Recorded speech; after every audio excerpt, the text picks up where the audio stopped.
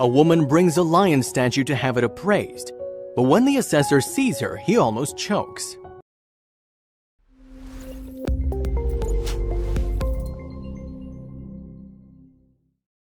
Antiques Roadshow presenter for 24 years, Larky Mason thought he had seen it all. But during one episode, he was confronted with a statue that left him stunned and shocked, especially when the women told him how she'd acquired such a unique item.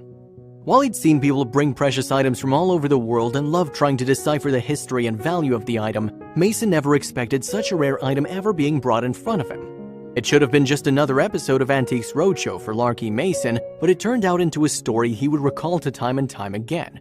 It was early 2002. As the owner walked towards him, Mason's eyes only saw the lion statue brought forward. He'd spent a lifetime learning and teaching about antiques, especially from China, so if anyone could find out more about the unassuming statue, it was Mason. And just by simply looking at it, he knew the owner had no idea how valuable of an item she was holding in her hands. The first question Mason asked was how did she get it, but the answer wasn't as simple as the question. It seemed the statue's been in the owner's family for a long time, and her early memories of how it came to be in her family are pretty murky. My grandparents picked it up. They traveled a lot in China, she said. When were they in China, Mason asked. The lady replied by saying, probably in the early part of the century. Where have you had this since then, Mason asked. My mother's had it in her house, and since then I inherited and brought it west, she said. Since then, the statue stayed in the corner of her living room. She even gave it a name of Leo the Lion. To the owner, the statue wasn't just a piece of history, but an item part of her family, something which bound 3 generations of her family together. While it had a great sentimental value, no one in her family knew the real monetary value. For someone as experienced as Mason was in the world of antiques, it was amazing to see him become so genuinely emotional on air, especially since at that point he'd seen hundreds of antiques. Okay, well, I'll start by saying when this came up, I could barely, he said. He was lost for words and slightly trembling. His deep love for history and antiques were making it hard for him to stay professional, but he had to pull himself together because the owner deserved to know more about Leo the Lion. He inspected it further and said, "It's fantastic, this is true." "Sorry, I'm a little worked up," he said. This is among the finest examples of Chinese art that we've seen on the roadshow. The carving is beautiful, the workmanship is stunning, Mason continued. The carver who did this was truly a master, he said. You can see the muscles rippling under the surface. It's the finest quality marble you can get. It's truly magnificent. To the layman's eyes, the loin statue looks like any other, but Mason tried to explain why he was so overwhelmed by this piece of history by showcasing the small details around the side of the status. And as you look at this, any way you look at it, it's fantastic. Breathtaking, Mason said.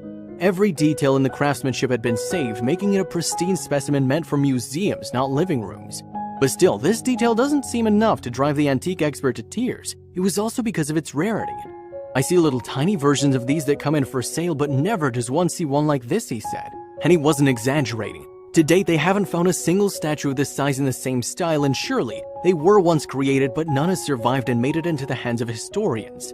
The more Mason talked about Leo, the more the owner knew that her grandparents had once found was surely a once-in-a-lifetime purchase. It seemed like her family was meant to have this piece of history, and Mason agreed. Your grandparents brought something when they were on their trip that you can't get now, he said. He continued, you can see examples like this in museums. Occasionally they come up at auction. It's wonderful. It wasn't just the size Mason was impressed with, but also that most other lion statues had survived had some damage, but Leo seemed to have been untouched. Something that has been handled and has been around for a while. It's a great thing. Rarely do you find something so beautiful and unscathed that's been around for so long. Most statues or artifacts as old as the statue would have had at least a handful of blemishes.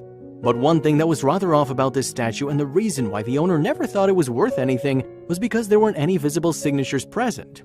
The artist didn't sign it. The owner brought up thinking that would affect the value of the piece, but Mason had an explanation. No, these were never signed. Mason followed up with that and assuring her it wouldn't affect the value. During the owner's initial search for information regarding the statue, she was told it was likely from the Ming Dynasty, but she was just about to find out this information couldn't be further from the truth. Just with a look, Mason knew this wasn't the case, and this is another reason why he was so emotional. It was from the Tang Dynasty. This dates from the golden period of Chinese art, which is called the Tang Dynasty, between the 6th and 9th century, he said. So how much was it worth? The statue comes from the time of the Tang Dynasty. This Chinese empire, which existed between 618 to 907 AD. While we haven't done the math, but just by looking at the time frame, you can imagine it was a very, very, very long time ago. This time period is also considered by many experts to be the golden age of art in ancient China. Everything from music to literature was changing and evolving, creating some of the most iconic items in the world, including Leo the lion. To think that the work from the Tang Dynasty would one day find its way into a suburban home in New Mexico and later on a national TV show, the odds were very slim and only added to the drama. Though that doesn't say that Tang's work didn't stretch far and wide. Chinese craftsmanship was appreciated and exported to all parts of the world, especially India and the Middle East. The lion statue is just a hint of the real beauty of that majestic time. While many more sculptures can be traced back to the Tang Dynasty, mostly they're dotted around China and rarely make their way to the West. Also at the time, Buddhism was the most commonly practiced religion in the country, and a huge amount of these statues depicted Buddha in all varying sizes. For this reason, the lion statue is even rarer since it wasn't widely produced. Another example that will provide more context to how important Leo was to history is to know that recently the Longmen Grottos, a cave system depicting Chinese Buddhist carvings, was turned and given World Heritage status by the governing body of UNESCO. So that's pretty important. The carvings were referred to as an outstanding manifestation of human artistic creativity for their size and magnificence, and this lion statue was created somewhere during the same time. When the lion statue resurfaced, it surely made headlines inside the Antiques Roadshow community. On the official website of the show, Larry Canal, who's the editor-in-chief, said the lion is one of, if not the greatest and most important antiques to ever pass through the show. In his account with the Antiques Roadshow Insider, Mason stated, "Surprise, astonishment, and disbelief washed over me the moment the owner of a white marble lion walked up to the Asian arts table in Albuquerque last summer," he said.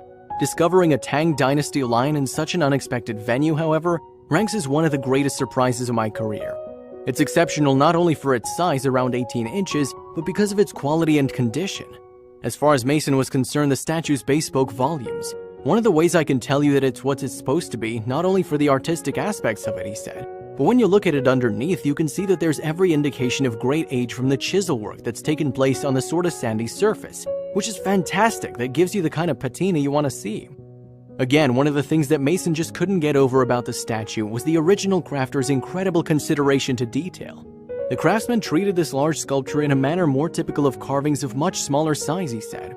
The surface is smooth and unmarred from damage. The details are crisply rendered as the day it left the carver's workshop. I told the lion's owner that its value might be a bit more than expected. The question remained, though, how much was it actually worth? And now we reveal what you all came here for. The value of the item, about which Mason said, "I feel pretty confident that one could get between $120,000 and $180,000 for it," he said. However, that might not be its true value. "Now, and the value I give you is an auction estimate value," he said. "But an insurance figure on this would be somewhere between $150,000 and $250,000, probably toward the high end. I'd probably say around $250,000 for insurance purposes." Imagine an 18-inch statue costing a colossal $250,000, and this was in 2002. This figure would have skyrocketed, and even some believed at the time it should and would be worth much more. Larry Canal recalled, "I told the lion's owner that its value might be a bit more than expected at around $250,000, Canal said. But the lion's owner took it in stride. She was as cool as a cucumber, even if she was as astonished by the value as Mason was by the lion. You'd think the owner would immediately be ready to sell this family heirloom, but turns out she had other plans. A couple of years ago, Larry Canal revealed that he, like us, was intrigued as to what happened to Leo. Turns out, despite Mason's insistence and appreciation of the statue and stating that it belonged in a museum, the owner quietly took it back home. It seemed like all she wanted was the value to be appraised, and Leo would stay with her, in her living room, waiting to be handed down to the next generation of the family.